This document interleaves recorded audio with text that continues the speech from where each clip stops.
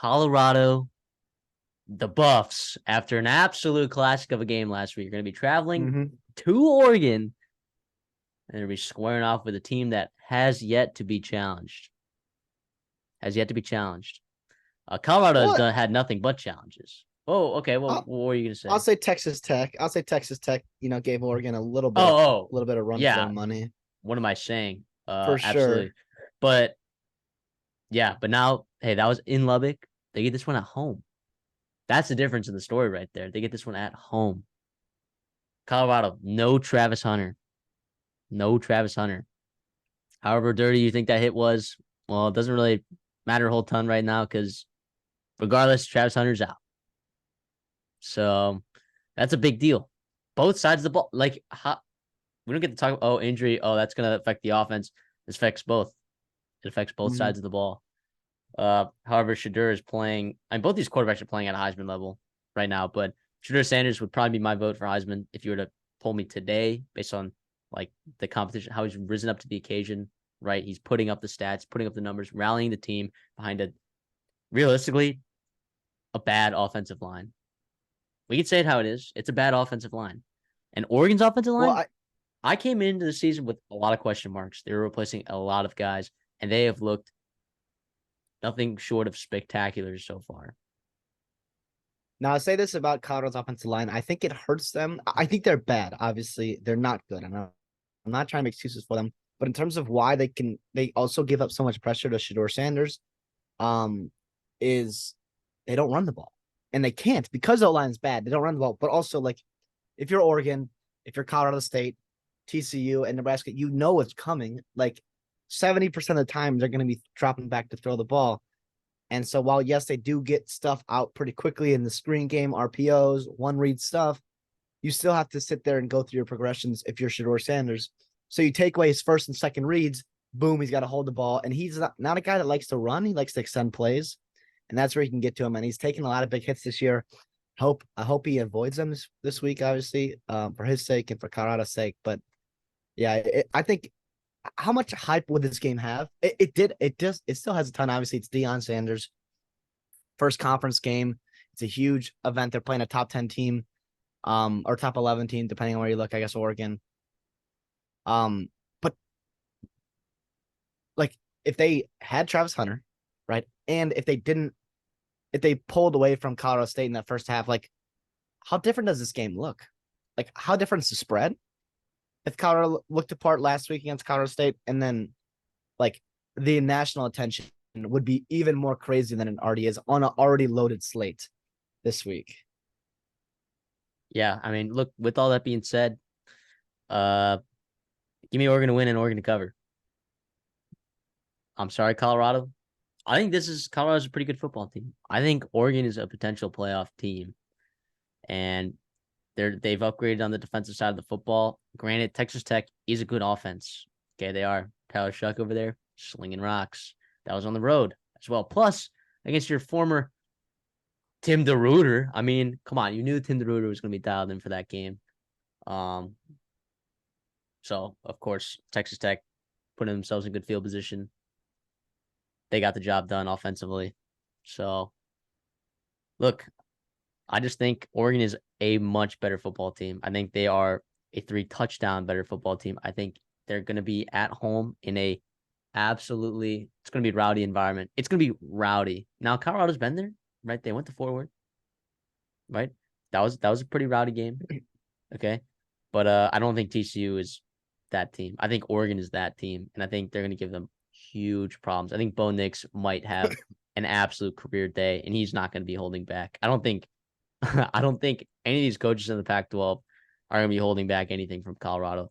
If this is a 14-point game headed into the fourth quarter, maybe a couple minutes to go, I don't see a lot of teams, holding back, taking the foot off the gas, running out the clock.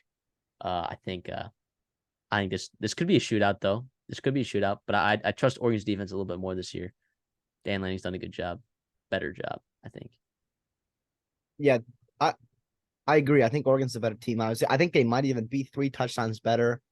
On paper, the problem is yes, Travis Hunter's gone. you still have weapons. You still have Jimmy Horn, obviously, Xavier Wheeler, Dawson, right? And then you also have the tight end, Harrison, who's pretty darn good too. Obviously, Edwards out of the backfield, Sanders makes plays. Um, finds good people. So I don't think offensively they're gonna miss him that much. Obviously, he makes a play or two every game on offense that you're like, wow, right? It's 3rd and long, and he makes a crazy play or draws pass interference. They're gonna miss him defensively. It would have been awesome to watch him go shadow Troy Franklin right all game, because I think you and I think Troy Franklin's a really elite player. I think he's really, really good wide receiver. You're gonna see that come to fruition. I think they're gonna take advantage of Colorado secondary. The reason why I take Oregon to win but Colorado to cover is I still think Colorado's gonna put up a ton of points. I don't quite trust this defense yet. I thought Texas Tech exposed some things on them.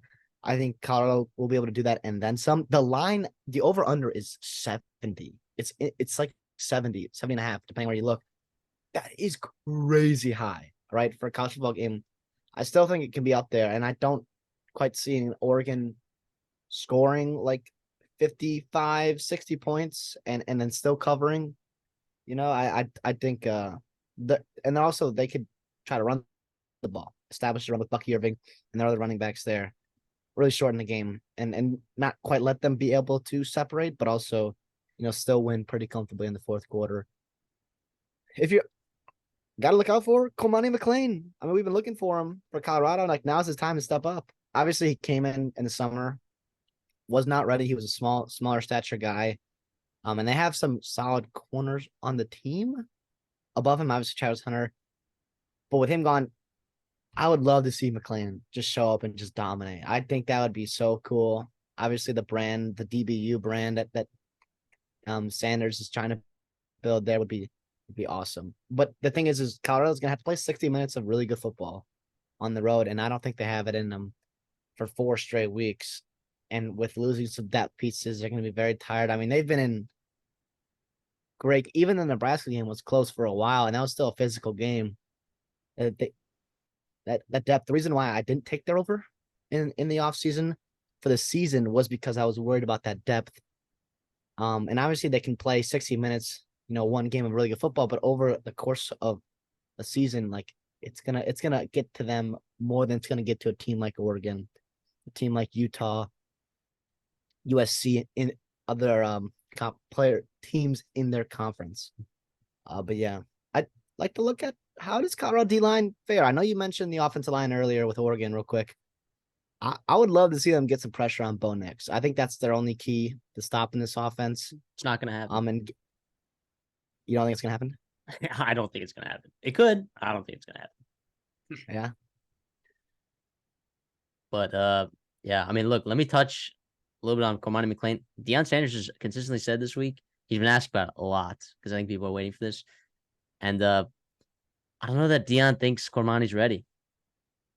I don't think he's. I don't think he's. I don't think he thinks that he's ready, which is a bummer because that is he was an elite recruit, and you would expect a guy like that to start day one, right, at a school like Colorado. But we'll see if he gets some playing time. I don't know. His quote was, "Well, what's holding back Cormani McClain?" And Deion said himself. So, take that with what you will.